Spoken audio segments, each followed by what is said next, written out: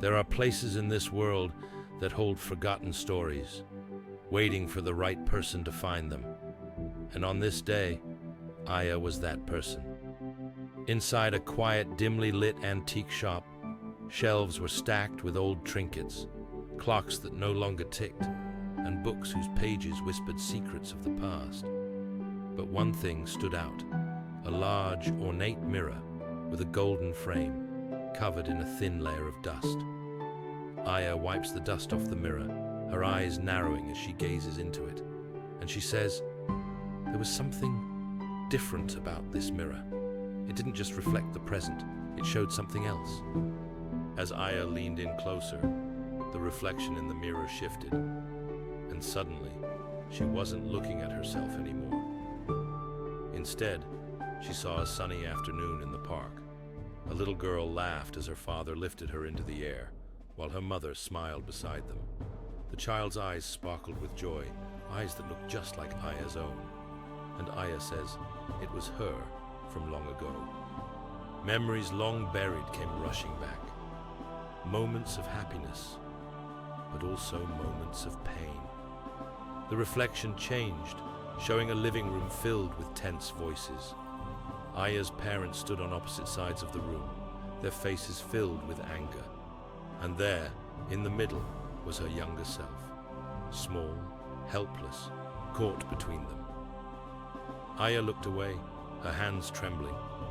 She had spent years trying to forget, but the mirror would not let her. Aya left the shop that day, but the mirror haunted her thoughts.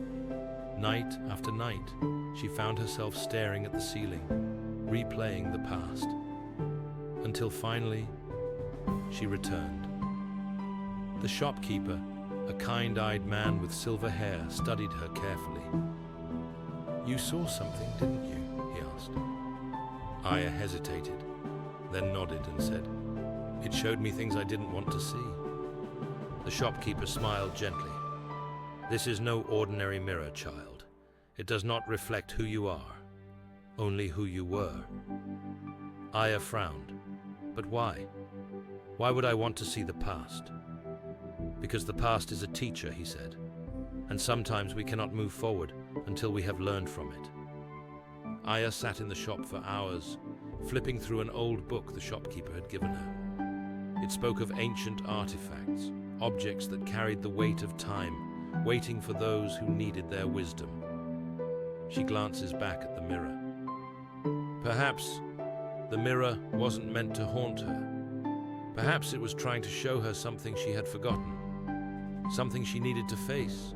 The next time Aya stood before the mirror, she did not flinch. This time, she embraced what it showed.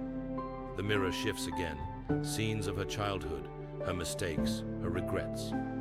She reached out, fingers brushing against the glass, and then a crack formed.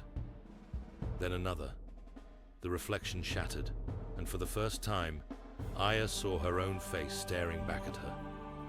Not the child she once was, not the girl trapped in regret, but the woman she had become. As the sun rose the next morning, Aya stepped out of the antique shop, her heart lighter than it had been in years. For the first time, she was no longer trapped by the past. She had learned from it, honored it, and finally, let it go. And as she walked down the bustling city street, she did not look back. The past will always be a part of us, but it does not define us. We are not just echoes of yesterday. We are the choices we make today and the stories we have yet to write.